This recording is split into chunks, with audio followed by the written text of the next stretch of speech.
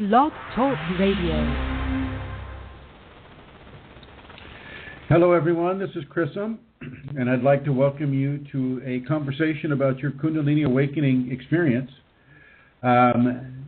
Just to start out here, could any of the people that are listening in the chat room, can you let us know how the sound is coming? There should be a little bit of a static behind the voice, but the voice should be coming through clearly. So if somebody in the chat room could write this out, it would be very, very appreciative. Thank you. Today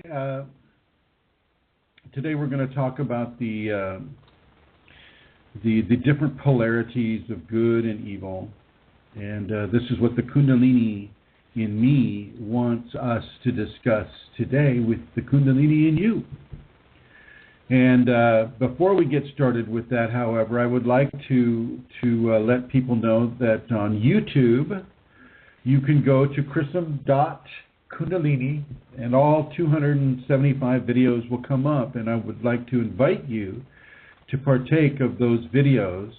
If you wish to go to a website, go to Kundalini Awakening System, #1.com, and there you'll find the website that Glenn Ola has designed and maintained, and I'd like to say a heartfelt thank you to Glenn Ola for doing that, for not only for this information, but for the people receiving this information. If you'd like to visit us on Facebook, we have Kundalini Awakening ! And you can feel free to join that group. You can also join Kundalini Healing.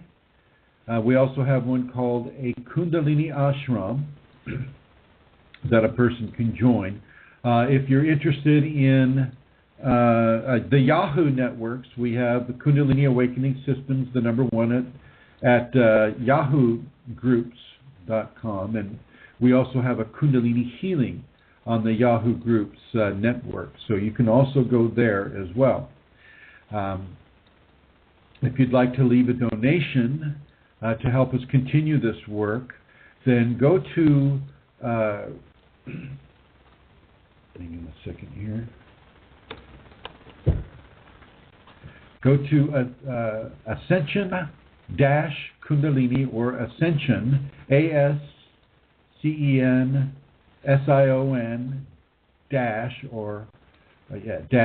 Kundalini, KUNDALINI.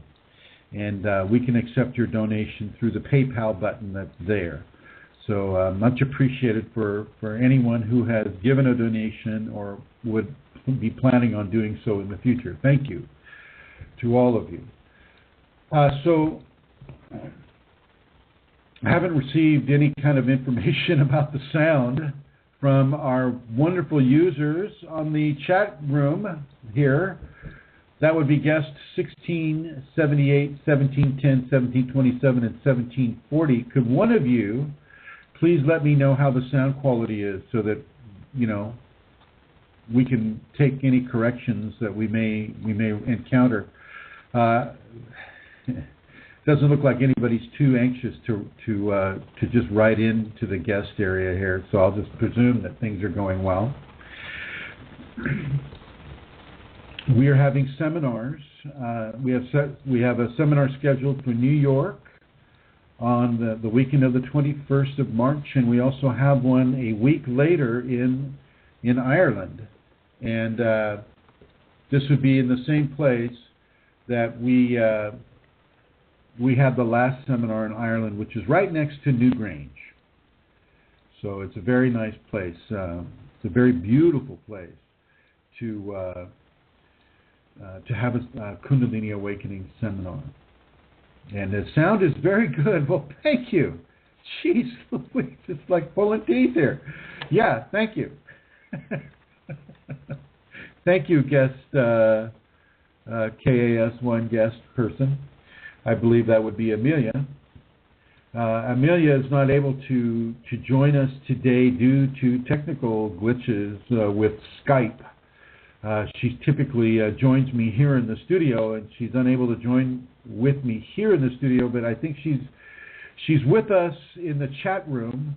So much appreciation to Amelia Santara and her husband John and her children, and the dog Chance and the kitty cat Shakti, and all her various relatives and friends. So much appreciation to Amelia and her entourage. So let's get going with the nature of good and evil in regards to Kundalini. Well, one of the first things is there is no evil. I know that's a rough one to swallow when you look in the news or you see around you people doing bad things. So in that way, yes, there is evil. But in a larger context, the Kundalini basically sees bad things humans do to other humans as opportunities in learning how not to treat each other.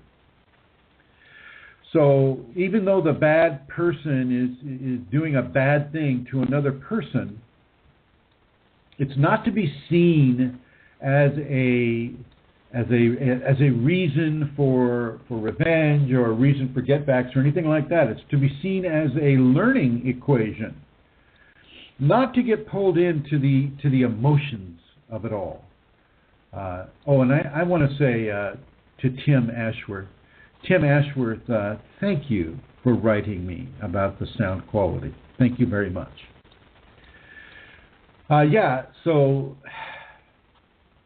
if we're able, and it's very difficult not to get wrapped up into the emotional body, because the emotional body is going to be injured right along with the physical body. Okay, and the ego is going to rush into both of those injuries and give out a yell. So yeah, I understand that when we see this on a regular 24-hour, 7-day-a-week type of situation in our mundane lives, we see that and we interpret that as something evil, not as something that is teaching us not to be. Oh boy, what did I do here? Hang on a second. Oh boy. There we are. Yeah, not to get tied up into these types of pressurized situations. So active injury. Active injury 101 is when, we'll talk about 5-year-olds, when a 5-year-old hits another 5-year-old. And we teach them, that's not the right thing to do. You need to apologize. And how would you feel if somebody hit you that way? And, and all of these things. Well, as I may have mentioned in previous programs, human emotional body development stops at around the age of 12 or 13 in men and maybe a little bit later in women. Either way, it's not a very strong, shall we say, evolution compared to, say, the body, the physical body. So with the physical body, you have this really, really fast development, and yet with the emotional body, it's not so fast. And the emotional body is pretty much held in control by the ego body, especially at the age of 5. Okay?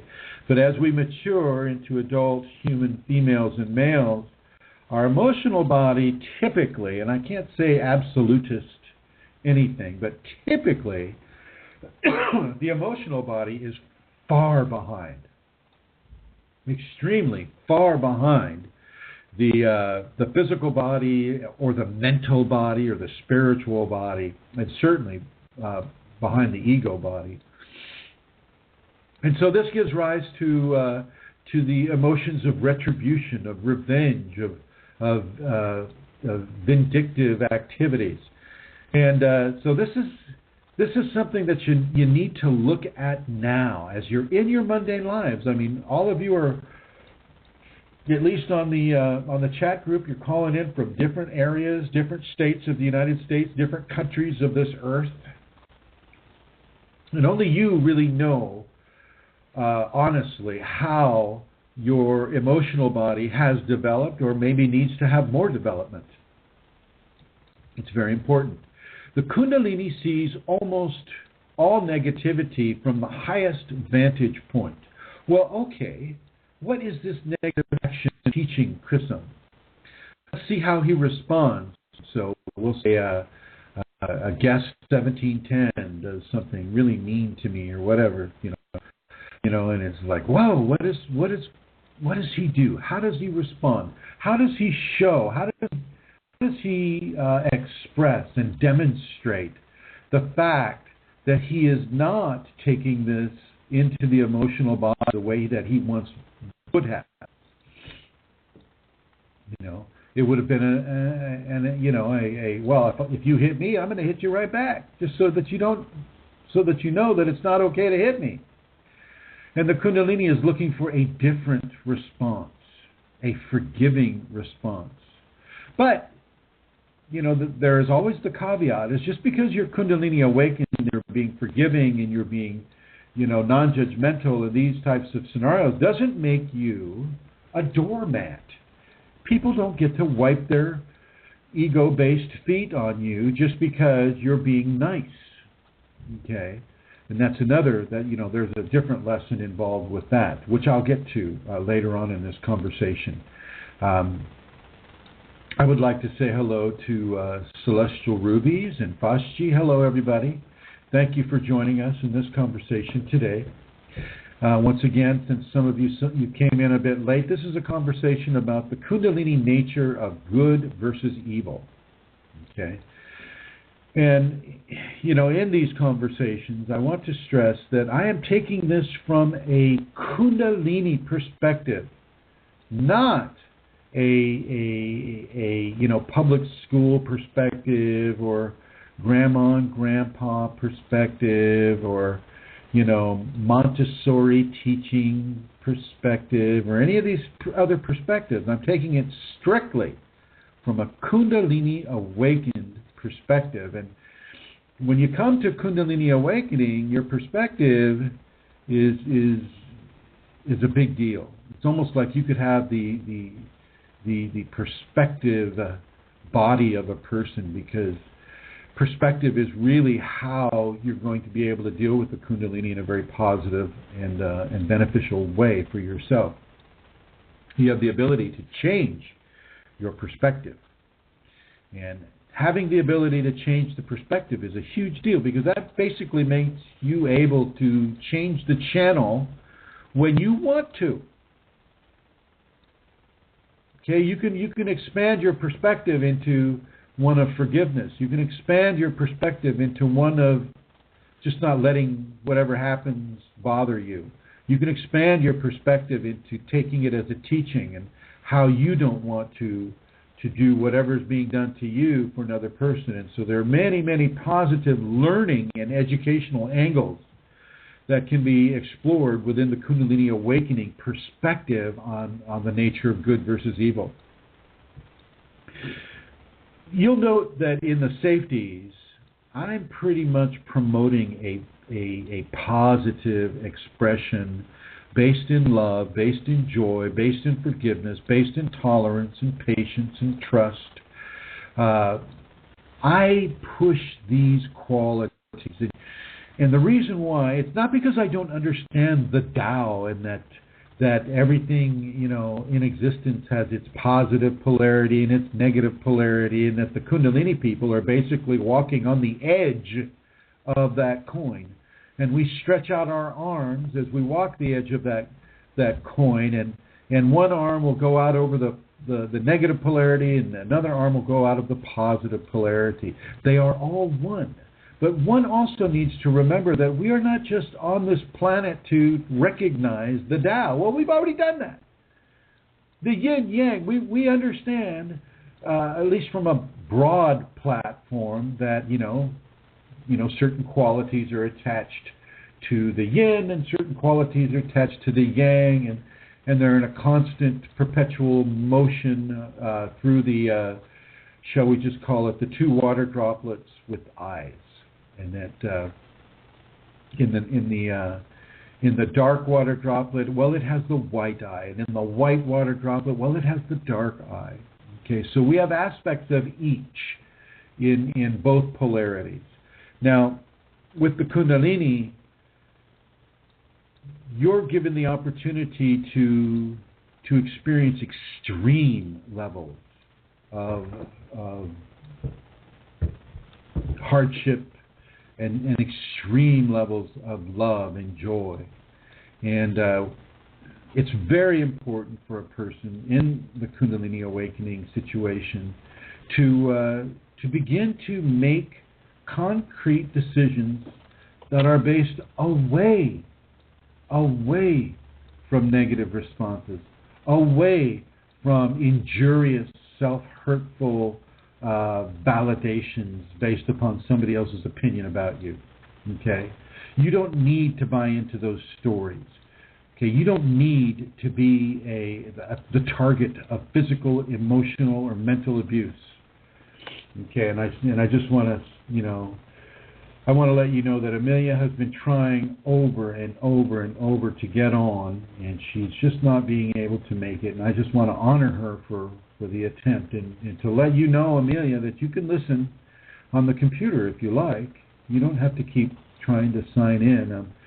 I would remind you of the difficulties you've had in the past signing in on the laptop with your iPad turned on. Okay, I don't have that issue here in the States, but I think you've had it there in Ireland before.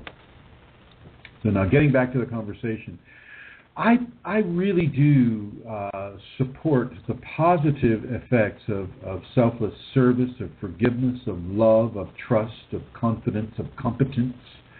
Many of all of the safeties I support completely, and there's a reason why. You may not have noticed, but there's an extreme amount of negativity that is permeated through the populations of this world. I've gone to different countries on this world. I haven't been to Asia or Australia yet, or Africa or India, but I have been to South America, the United States, and Europe. And in those three continents, there's quite a level of negativity that's being expressed. But there's also a strong level of positivity that is also being stressed and expressed by people in those continents. I mean, I found helpful people all over the world where I've traveled. They're not perfect people, but they're very, very helpful people.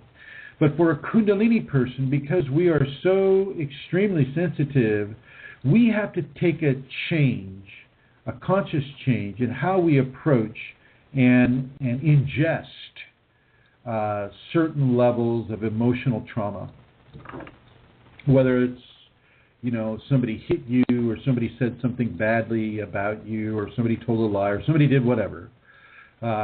We have to remember that because of the level of evolution in our emotional body, which I talked about earlier, is so far behind the rest of our bodies that we need to make a concerted effort to be forgiving, to not reach for revenge. And so, of course, when the Kundalini was writing the safeties and educating me about the safeties, one of the first safeties it came up with was forgiveness.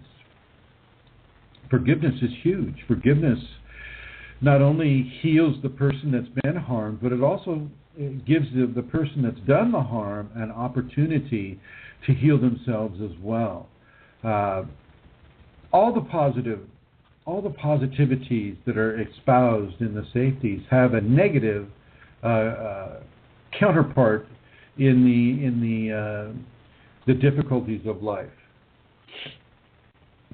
You can just go right down the list. Forgiving, well, that's unforgiving. Trusting, well, then untrusting. Et cetera, and so forth. And so for us, as Kundalini people, we need to reach for the forgiveness first. That's not always easy to do.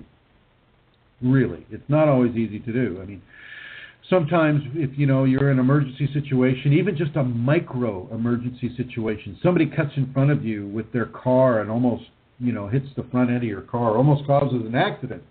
Well, a lot of people are just going to start cussing up a storm right then and there, and I won't blame you if you do.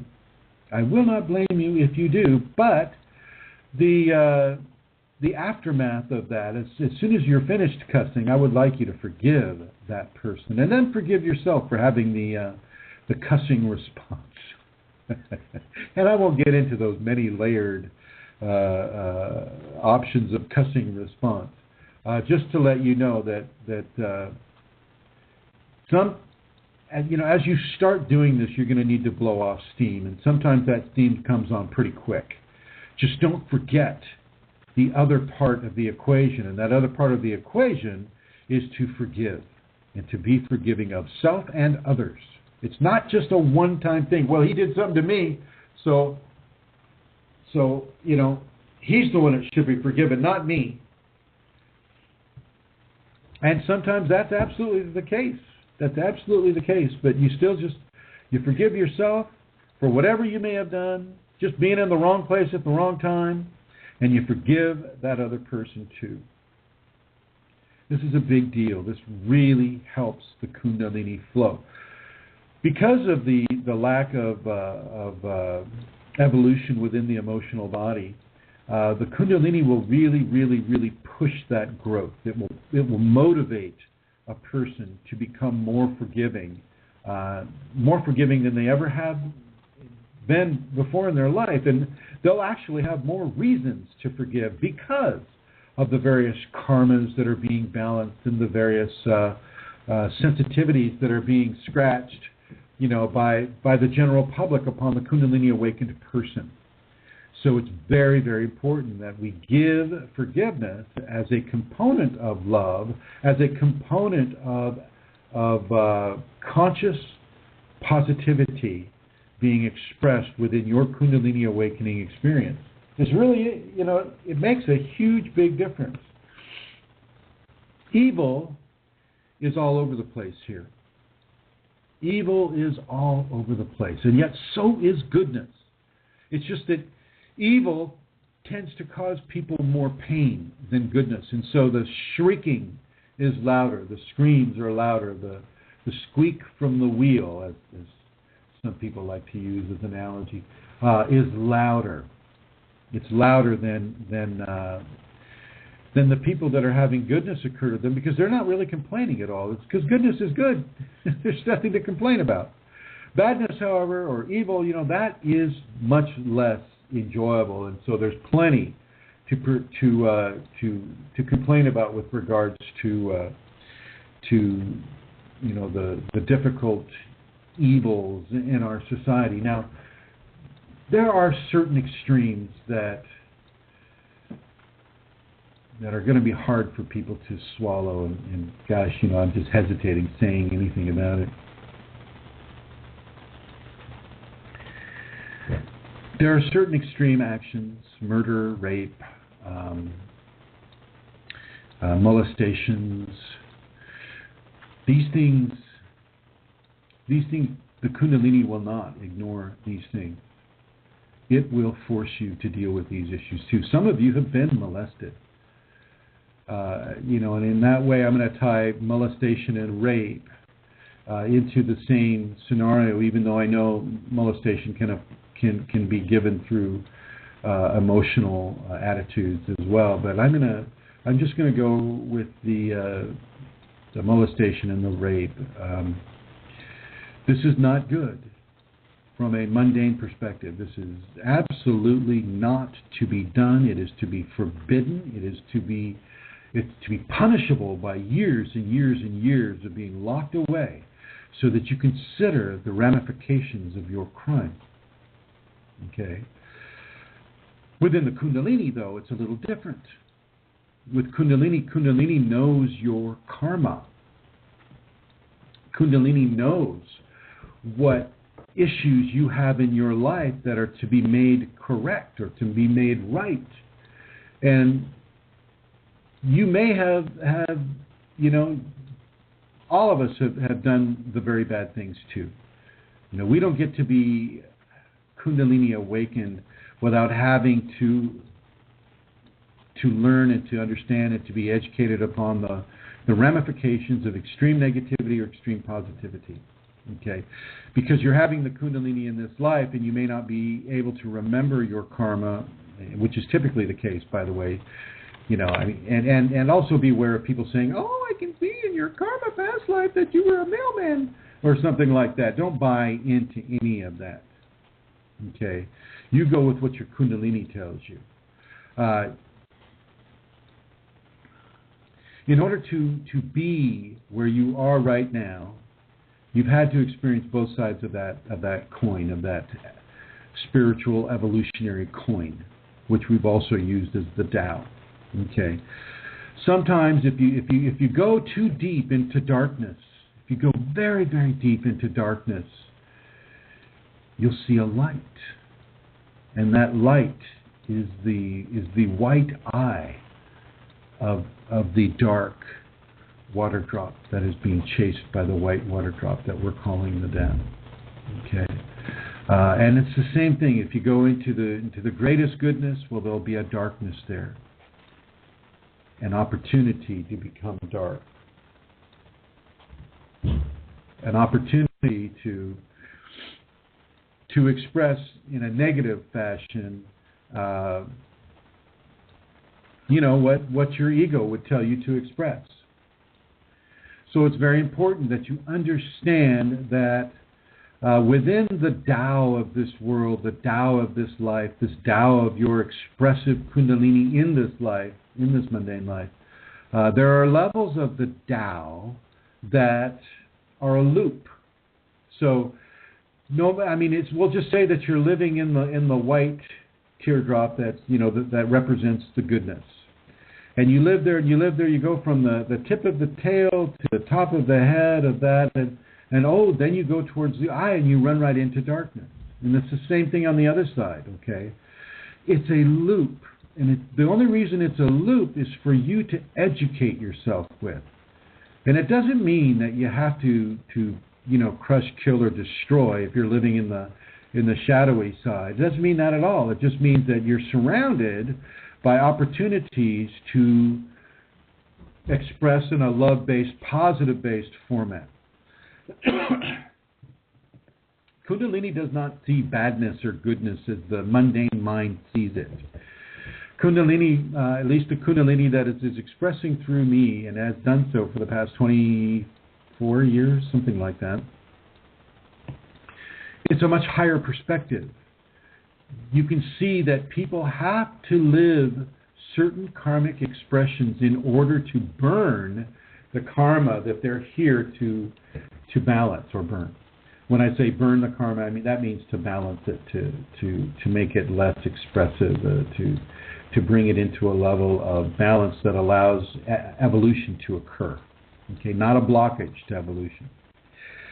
Kundalini sees most of the darkness that is given to a person within a Kundalini awakening as a positive thing.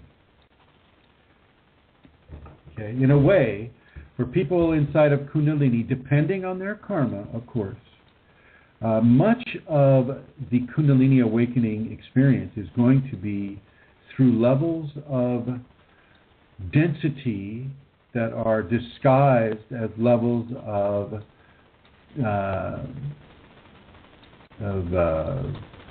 like, say, depressing experience or negativity, all the way up through the positive states. Now, yes, you will live most of the time within the positive state if you have reached an area of your karmic balancing that allows you to live in that area. If you haven't reached it, well, there's still more of the shadow self to become familiar with. And you notice I'm not saying kill the shadow self, kill the dark side of the force. I'm not saying that at all, because in our nature we are very similar to electrical conduits. We need positive and negative in order for a current to flow. Okay, let's look at the world that we're born in. This world here, in order to do our Kundalini work. Well, we're born into Earth. We're born into a human mammal on this world. okay, we're born into a world that is predatory. Okay, the mammals eat the grass eats the minerals. The minerals, they're the backbone of the Shakti. The rock, the minerals, the dirt.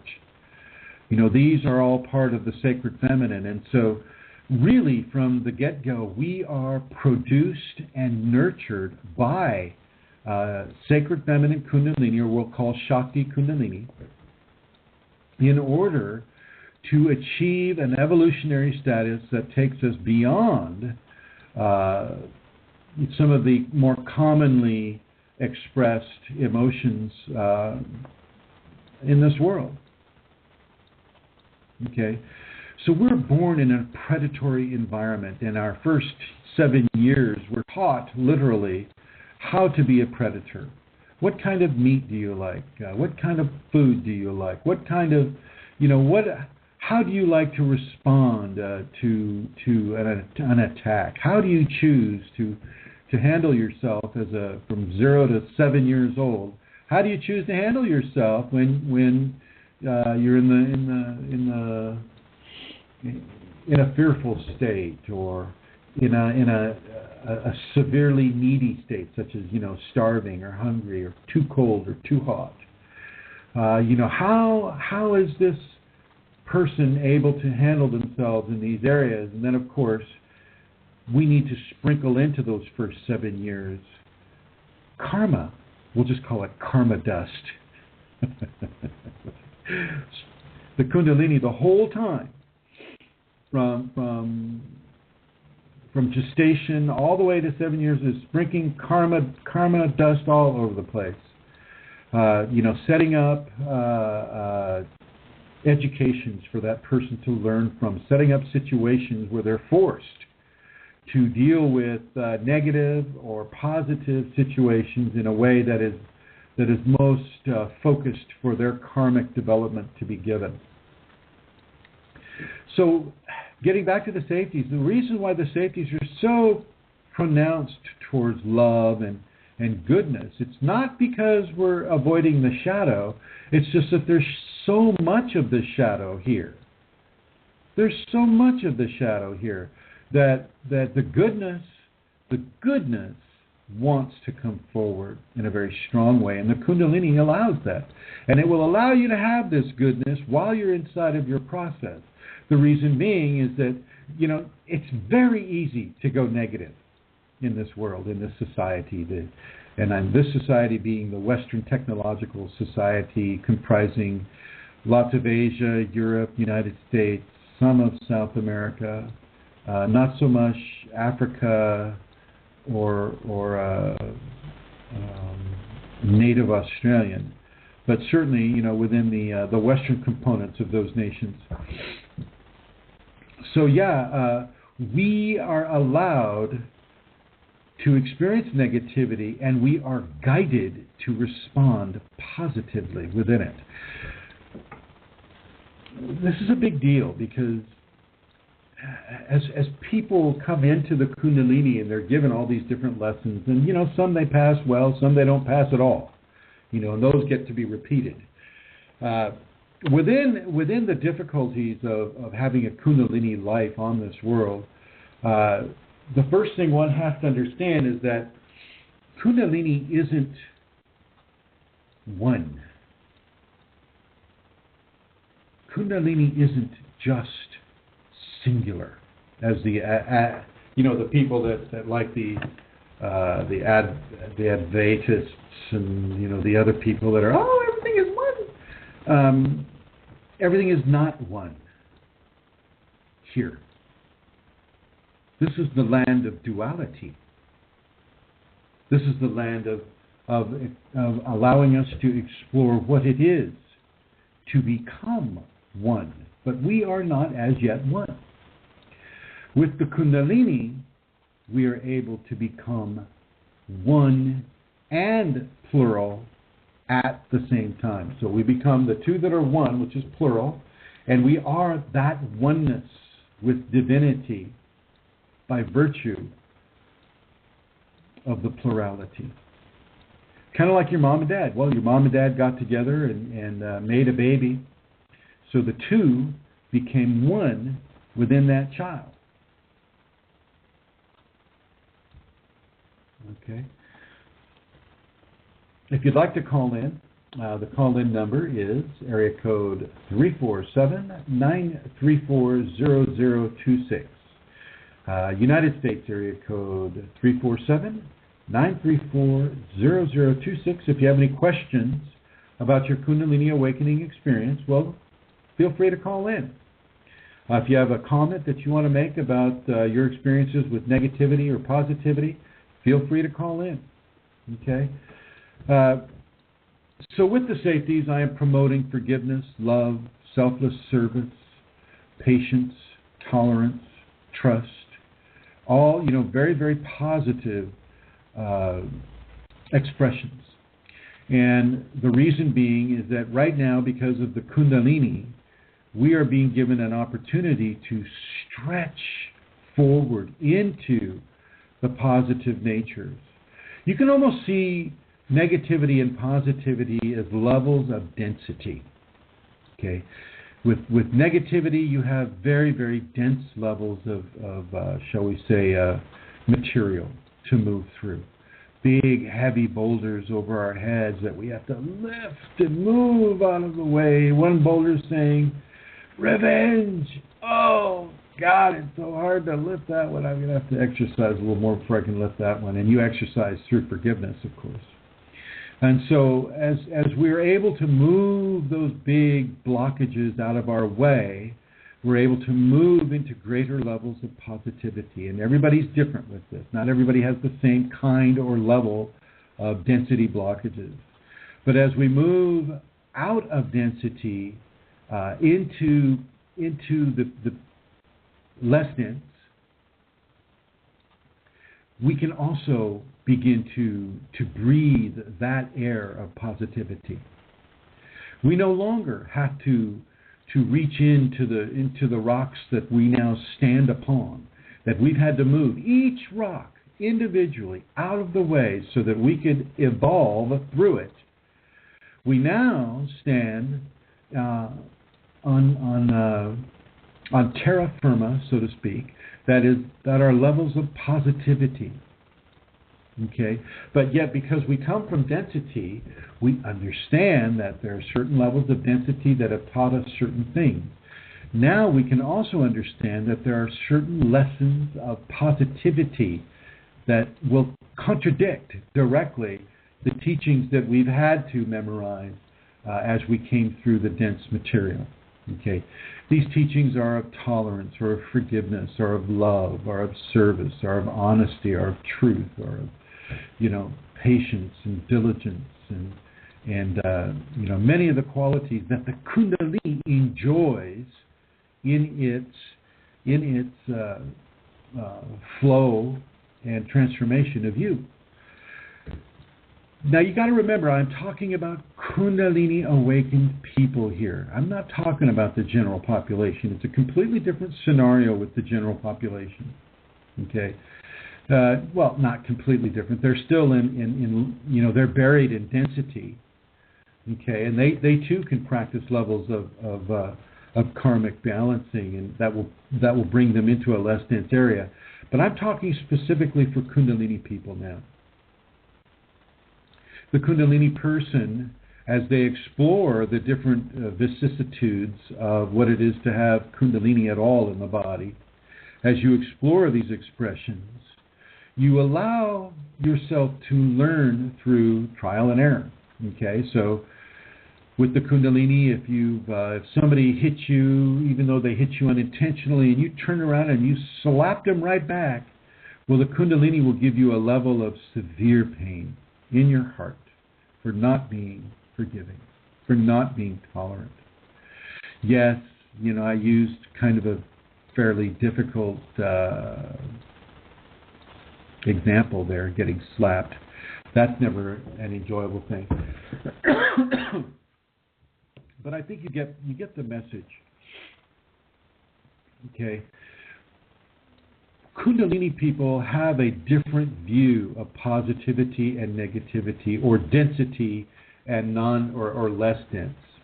Okay, we have reached a certain level of our individual evolution that allows us to go forward into joining the Trinity, joining sacred male, sacred female as a third component of the Trinity that makes up those three expressions, and do it within a very, very positive context. There's a reason why we have bliss and ecstasy when we have Kundalini awakening. And it's not just because it's fun, even though it is. It's quite fun. Our positive natures are basically levels of density for divinity. So what we've done is we've gone from prima materia, which would be, say, the basic building blocks of life in a body, on a planet, breathing air, air-breathing creatures, bipedal mammals. We've come up and we have moved the heavy boulders out of the way, the boulders of revenge, of retribution, of anger, of craziness, and I mean craziness in a very negative way. We've moved through the levels of competition and cohabitation, and we moved all the way up into the light. Well, the light is the sacred male coming through the top of the person's head. It's also the sacred feminine doing what she does so well, which is breaking up through the soil like a tiny seedling, pushes the big blocks of soil out of the way until she reaches the light, and then of course the sacred male kisses that little plant with the light, and the unification has begun. It's the same with us. It's the same with us. Okay, we have reached that level of light.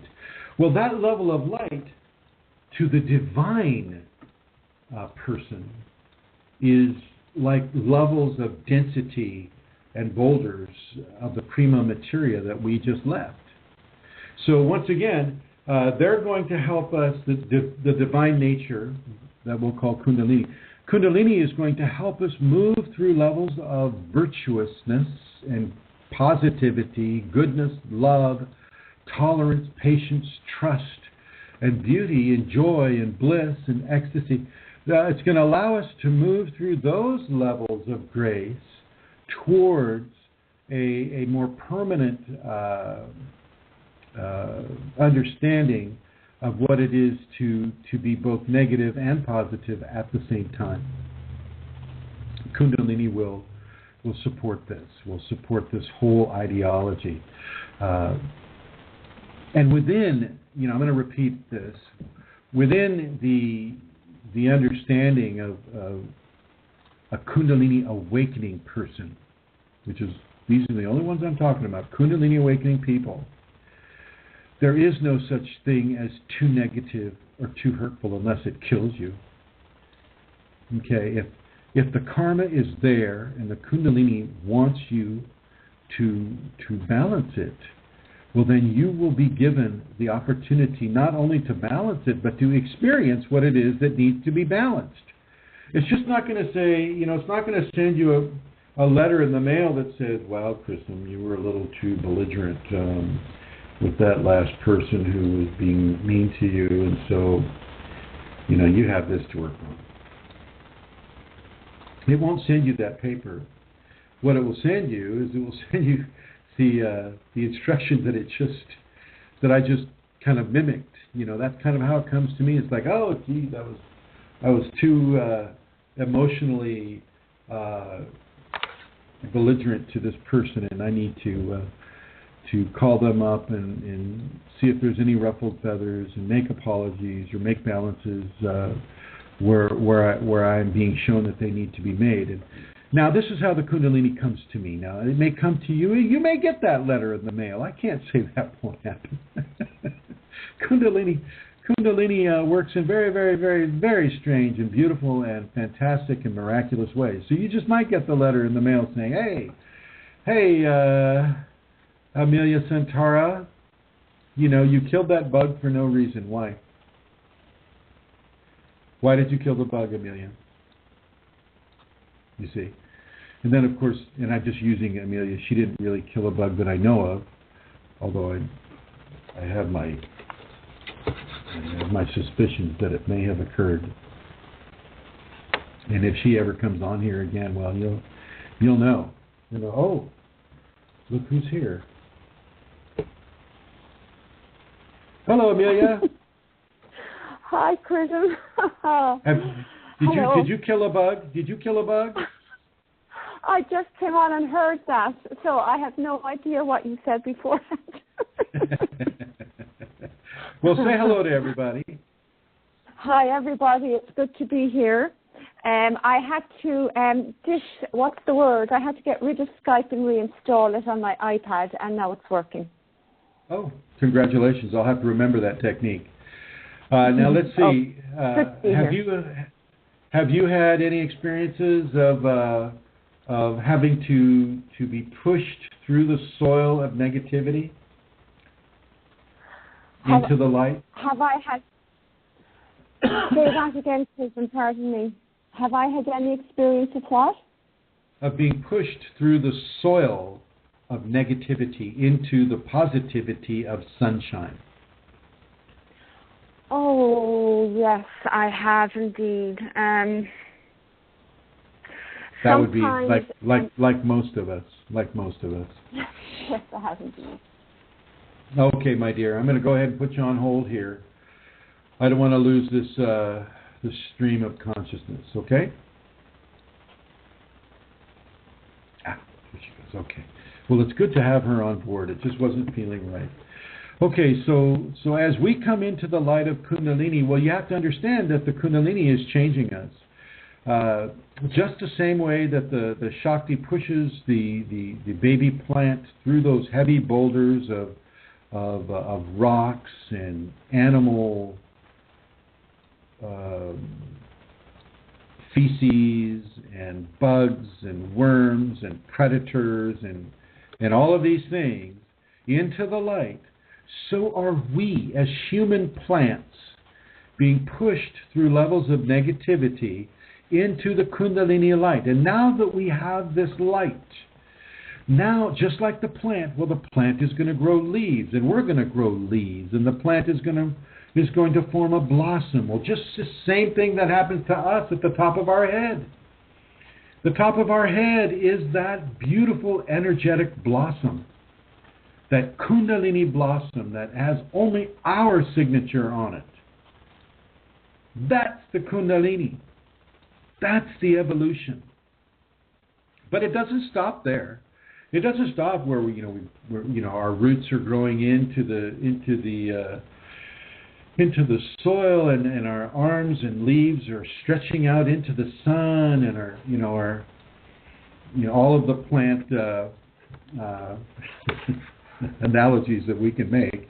It's a very accurate analogy, though, within a Kundalini context. We are basically Kundalini plants that are being opened to the divine sun. The divine sun. And I don't mean S-O-N, although I do sometimes mean the S-O-N as far as the sacred male. But I'm talking about the divine sun, the divine S-U-N, which exists in two places at the same time.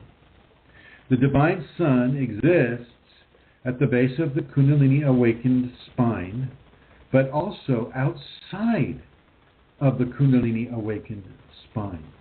Okay? So it's like a tendril of divinity is present within the base of the spine of someone who's going to awaken their Kundalini. But the rest of the sun is outside of that body. And so as we come into the Kundalini light, and we are changed into saints, and we are walking this world with saintly love and saintly forgiveness, and the any of the many abilities that come with being a saint, such as healing, such as becoming a world teacher, or or doing the many different things that a person can become with the Kundalini. At the same time,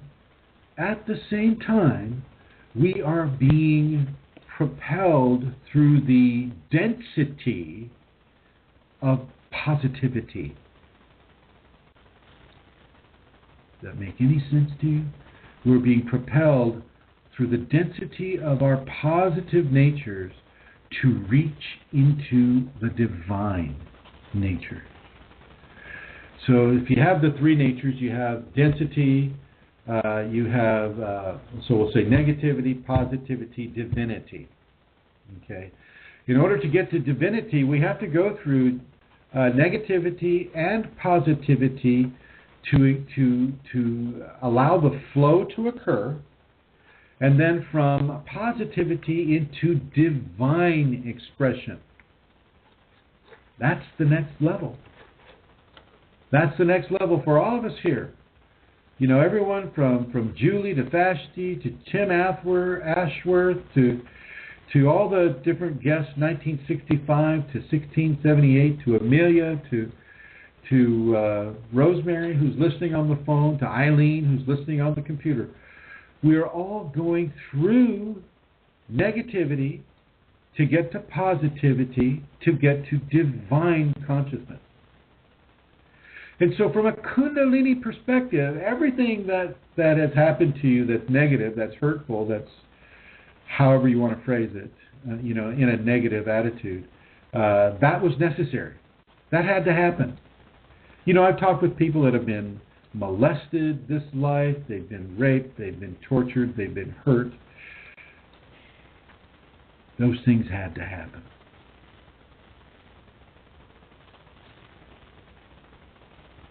And I know it's difficult. It is absolutely difficult. And it's supposed to be difficult. It's not supposed to be, easy peasy. It is difficult because, karma is all about righting a wrong, basically correcting a situation that you created at another experience, another time. Whether it's another time in this life or whether it's another time in another life, doesn't matter. It's there to be corrected. So if you were raped, if you were tortured, if you were abused emotionally, mentally, physically, all of the above, and now you have Kundalini, well, that's why it occurred. Because now you have Kundalini. Now you have a very healthy spark of divinity guiding you through negativity, the last vestiges of negativity, and the new areas of positivity into areas of divine expression. You have to get through negative and positive to get to divine. And that is the nature of good versus evil within a Kundalini context. You can't be evil and feel like you're getting rid of evil. Okay. Part of that system is that you have to change yourself in order to evolve. So some of you, many of you, are going to still have roots and connections that dissolve and disappear into the soil of the negativity that has birthed you. Many of you will have those connections as well as having some of the positive connections that the Kundalini brings, but also some of the divine connections that Kundalini brings as well. It's not an either-or situation. What happens typically, as I am taught, is that as we're in the dense prima materia, which means primal material, as you're there in that dense level, well, levels of positivity reach down, and they reach down to pull you upwards. They pull you and they help you to figure out certain ways to get through all the negative expressions of, say, hatred, rage, greed, adversity, all the different levels Your positive nature is helping you to come through. And then Kundalini is seeping itself in there too, because it knows that this is your life to have Kundalini awakening, and it knows this. It sees this in your program. And so it's going to help you. Okay, and based upon your karma, will determine the levels of help that you receive. Okay, based upon your karma, will determine the levels of help that you receive from positivity and from the divine layers. And so as you mature your way through that, you make the right choices, you follow the positive choices, you become that loving, helpful, happy, service-oriented person, then the Kundalini steps up the amount of teaching that's coming directly from the divine. And this, of course, will come in the form of Kriyas. This will, of course, come in the form of entities. This will, of course, come in the form of miraculous happenings occurring to the person or around the person or to people that the person loves. Okay. When the divine begins to insert its will, well, that's when the miracles really start to occur. And so as you've gone through the negativity and you've reached up into the positivity, well, so is divinity reaching through both layers to help guide you into your evolution, but without denying you the lessons that you must learn as you come out of negativity. Okay? Now, if you have any questions about this, and I hope some of this is sticking with some of you, you can call in, and the number is the United States area code 347-934-0026. And it looks like I have about an hour left. It's hard to tell. The iPad says one thing, and the laptop says another thing, and they're only a minute off now, so that's cool. So yeah, so you have an hour to call in, unless I decide to end this earlier. Oh, hello, Fashti. I just saw that. The thing is when the Kundalini's finished, she's finished. You know, the teaching ends right then and there. And sometimes, as you may have, for those of you who have listened to more than one, you may notice that, I've just given to end the show. Okay, that's how long that show was needing to be. I will keep this one open a little bit later because there are a lot of questions that a person could ask about this, such as how do I know that the Kundalini is helping me when I am inside of a terrible situation? Well, the one thing that you can really take home with you is if you even have the word Kundalini in you, in your vocal experience, in the words that you use, if you have the word Kundalini there, it is already reaching in and helping you. And so inside of these difficult times, just say the word Kundalini. Just say it to yourself. Let that be a one-word mantra to you. Kundalini, Kundalini, Kundalini. Let yourself say this to yourself as you go through these difficult experiences.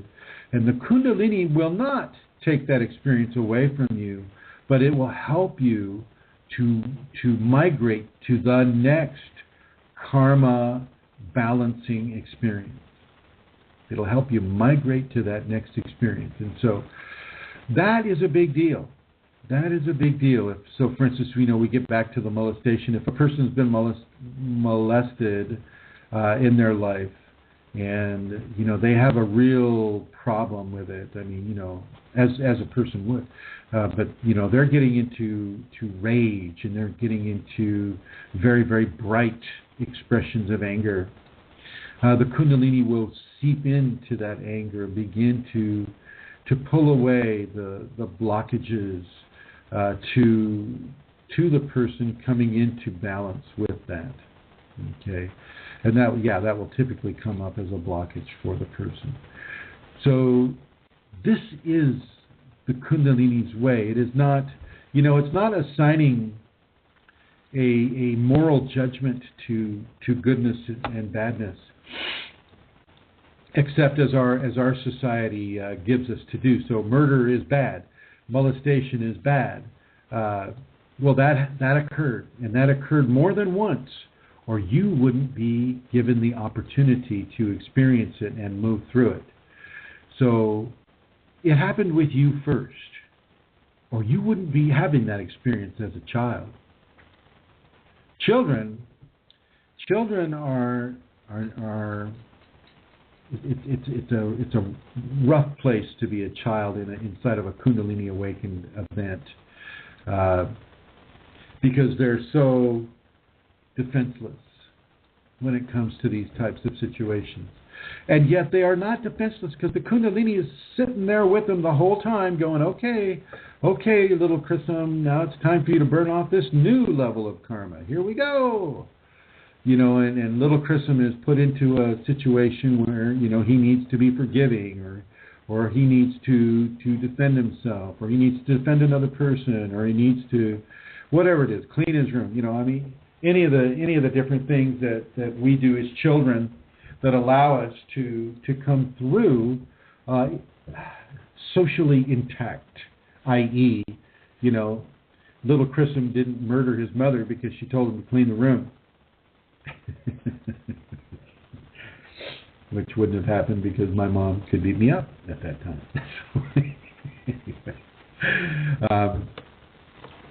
That is the protocol. Just like a plant, just like a seed that is dropped in the dark, dark, dark soil. And in here, if it's dropped in the soil right now, it's the dark, frosted soil. We don't have permafrost here, but we have some 24-hour frosting going on. And then that seed has to, first of all, crack open. So the exact environmental conditions have to be met for that seed to germinate. Well, the germination occurs.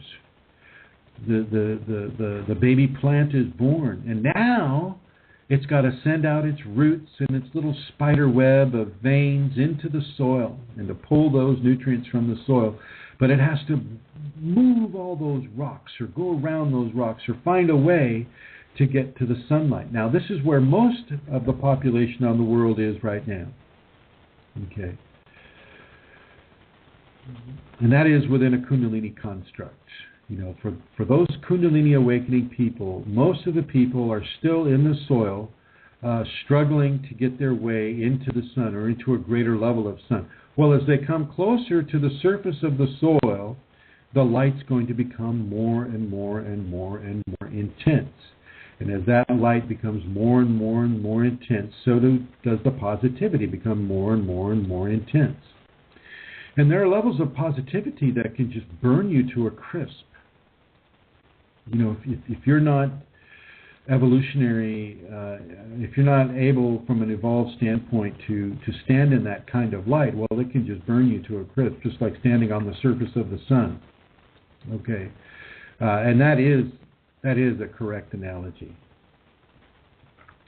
With that, your level of grace that has followed you through the soil of this earth, this negativity, helping you push away this blockage and that blockage, and allowing you to prosper and promote the Kundalini awakening that's happening within you. Well, once you come up to that light, you have had levels of light beginning to form a bond with you the whole time. Okay. You've had that level of light. And so as the level of light increases and you come closer and closer and closer to the surface, well, your Kundalini activity is going to increase and increase and increase to the point where you can stand in that light. But as you stand in that light, it accelerates into another level of transformative purification. Okay. And this is where the divine light begins to transform you, change you. You begin to feel wings growing on the shoulder blades, and all of these things. These are real. These are not. I'm not talking fiction here. The origin of humans with wings has a lot more to do with fact than fantasy. And one of those facts is Kundalini. One needs to have that first. Okay. So without going too much further into that, and I will in another program, the Kundalini will give you very special tools, very special gifts that will allow you to have that greater awareness and experience of divine light that would have burned you before. But now that you've been walking this path for a while, well, you get a little bit of an umbrella, some sort of an umbrella. It's an umbrella that's formed by your own radiance at the temples on the human head. A level of radiance like a corona comes out of the temples on both sides, and also comes out the sixth chakra, and encircles the head with a spiky band of light. And the reason why I say spiky is because it's very much like, if you look at the Statue of Liberty in the United States, she has these, I believe they call her Columbia. Columbia has this light coming through these spikes on her head, and it's basically showing a rendition of a person that has a halo, a radiance around their head at the temples. And this is what the Kundalini person will have. And that will grow stronger and stronger. You actually feel it. You can actually feel the spikiness of it too. But this is what forms the umbrella. And the umbrella isn't there to keep the light out. It's there to bring more light in, but in a way that doesn't damage the individual. This is why I try to tell people to go easy on the marijuana, go easy, take out the alcohol, take out the methamphetamine, take out all of these drugs, because they injure the seventh chakra, and they can keep it from doing the excellent job that it's here to do for you. So yeah, you are being conditioned. You are on a triple evolutionary path, from density to positivity to divinity. Think about that. And if you'd like to call in, the number to call in is United States area code 347-934-0026. And I'm going to bring this over to Rosemary. Say hello to Rosemary. Oh, right. I was treating it like an iPad. I need to put... Here we go. Okay. Punching the button. Hi, Rosemary. Hi. How are you? Good afternoon. I'm good. I'm examining my life here. As everyone should be. But you have done it, my dear. You've been a nun for how many years? 28 years? 25. 25 years you were a nun, and you went into the I almost called it a nunnery. That's my bad. The convent at an early age, right out of high school, right? Mm-hmm. Yes. So you've been following this light for a while, and this light has been following you for a while. I mean, isn't it interesting? What made you leave the convent and come into Kundalini? What happened to you there, Rosemary? Well, those things were not connected time-wise like I would see them, but I believe all of that. When you say a Kundalini signature, I really do believe that, and I like believing it and knowing that it's true for all of us in some way. I was 25 years there, and I just realized it wasn't giving me anything. And my spiritual life was being nurtured from outside the home in which I lived. And I said, it's backwards. And it was not clear. Like, and it was the hardest thing I had done to that time in my life, because I went in right after high school, and that, things like at that age, 42, 43, I bought my first car. It's amazing when I look back at it, and it was exciting in some ways, but it also was, it was hard. And I was saying I didn't know who I was. I remember when I realized it wasn't something I was obliged to do, and that my spiritual life could grow outside of the walls of the convent. And I think that's probably what I remember exactly where I was driving when I said, I don't have to do this. Well, what took you to the Kundalini? Well, that was just 2 years ago, and I don't know that. Consciously. I read it in the Edge magazine, and it was an article on service. The theme was service, and it was an interview with you about service, and I said, that's really lovely. And there was, after that article, Eileen's information, and I did that and called her. And it was just like, I didn't know what Kundalini was for sure. I had heard the word one other time, and so I just listened. I was guided, yes. And she came, everybody. She came to the seminar in Minnesota, in Minneapolis, that Eileen Laurel had set up. Mm-hmm. And out of the 9 people that showed up, she was one of 2 that had immediate response. One of 2, but she also had to do a practice. She had to show her Kundalini that she was willing to do a practice, and it's from that practice that some of her major experiences came. Is that right? Yes, I do believe that, and through your guidance and your willingness and your patience, and I would go back to saying, when you were talking about the suffering, and I thought about it for myself of what was there, because you would need that, and the hardest thing was a couple years after I left, it was a very lovely little story. I met this dear man sitting in the church pew one Sunday morning, and we married a couple years after that, and he was older than I, and we had 12 years of marriage, and he died suddenly. And that was the hardest thing I had done. I think that was even harder than when I left the community. But to go through that grieving process, and it is a purification. It's very difficult, and it is everywhere in you. Well, I just want to say thank you,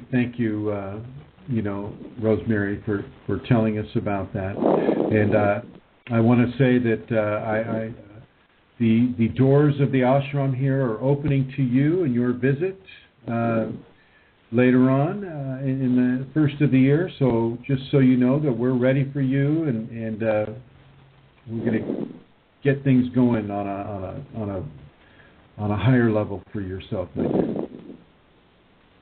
Well, that too is interesting, because I'm working at trying to get things to be okay here, so that when I go, and it's amazing to even think of doing that. We're coming for more than a... Mm-hmm. It is, but I just want you to know that you're an amazing woman, and everything that's being done with you is has a purpose, has a reason, has an agenda. And I want to thank you. I want to thank you for listening to this and all the other interviews that you've come on with. Thank you very much, yes. Rosemary. Thank you. I'm going to put you back on hold here. And I'll bring Mr. Foshji out. Hello, Mr. Foshji. Hello. Well, how is it you knew that it was me? Amelia helped me with that. I just wanted to say that there is, and I think I've used this term before, gesture of friendship that we open up to the Kundalini, the Shakti Kundalini, and when we do, we open the door through our acceptance to receive the guidance and the protection. To be specific, as you know, I've been having some issues physically, but the Kundalini led me to one of the files that are on KAS1. It is the Science of Breath. I don't know who posted it, but I started to go through it, and I started to do a particular exercise to eradicate pain in the body, and certainly it did work.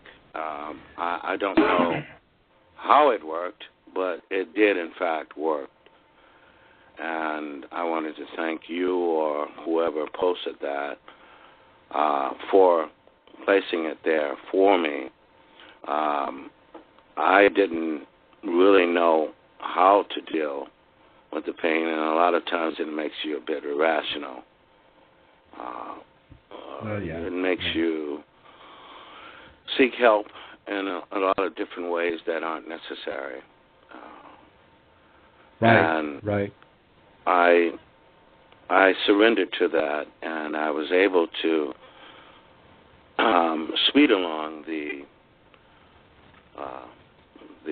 reparation or the healing of this condition in my body.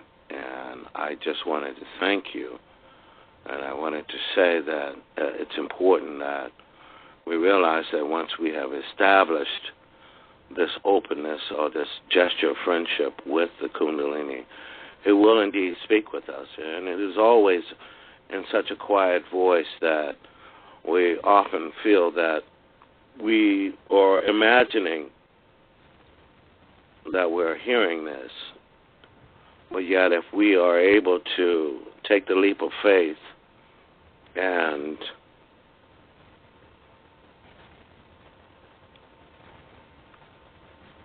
pardon me. It's okay. And do what we are advised to do. Are you having bliss? Yes.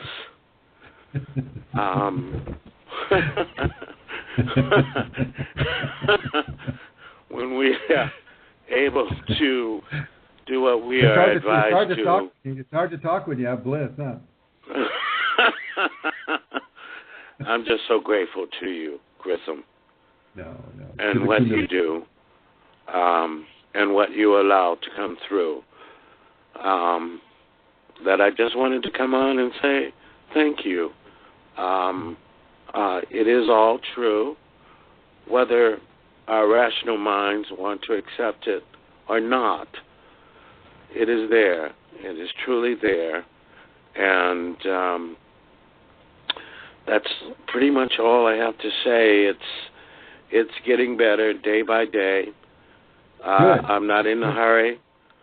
And because I guess I'm not in a hurry, it is moving quite rapidly. And I am so grateful.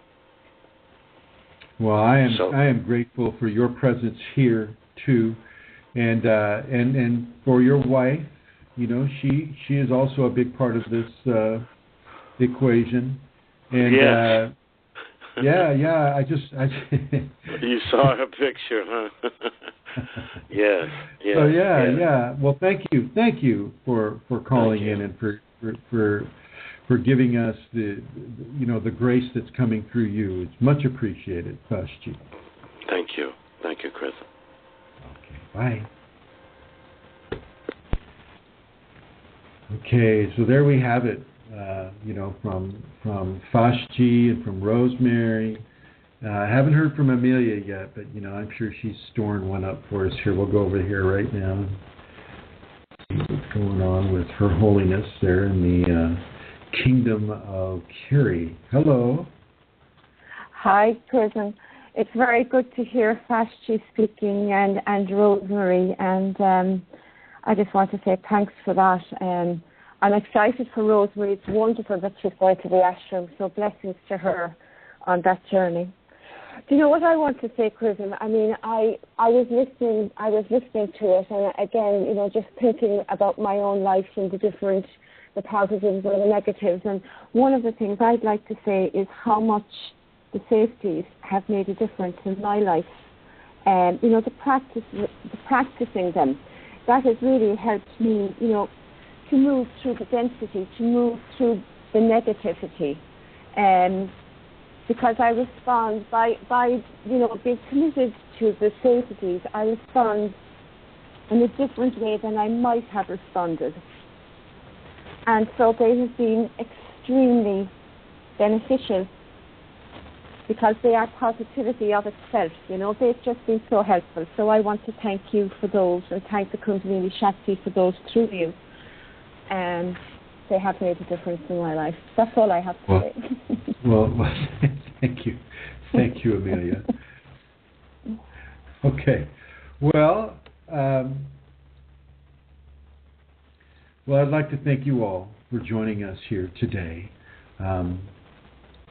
Basically, everything came out the way it wanted to have it come out, the Kundalini, and I just want you to know that as you listen to this, I would suggest, even those of you that are online right now, that are listening in the chat room, I will suggest that you listen to these talks again, because it is, the Kundalini is in the voice. Listen to the voice. Hear the voice. Even if, I would almost wish you didn't understand English. I wish I could say it in Swahili or something. So you could just take advantage of the energy that is coming to you in the voice. The Kundalini rides the voice, and it is riding my voice as we do this broadcast, which is why I feel these broadcasts can be so very, very helpful to a person inside of this experience, or to a person who is being gravitated towards this experience. And it's for those people that are just starting to feel the gravitational pull. And they don't know what's going on. They just feel a pull to do certain things in certain ways, and they're just going with it. Well, this information is for you as well.